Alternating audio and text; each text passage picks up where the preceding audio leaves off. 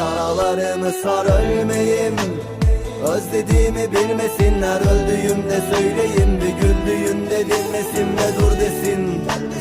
Sevildiğini anlatıp da hak ettiğini söylesin ve budur veda sözlerim. Kelimelerim yine kanlı bıçaklı, bu sözlerimde aşk ayrılık acısı. Derin acıları bunlar, ağlama sen, beden araman sevgiye bul çare. Bak bana bir acıma, yaraları sen sar, senden sonra hayat beni sarsar. Darp edilen bir kalp var ortada, yaralarımı sar. Benimle gel derim, bir renk verin bu sevgiye.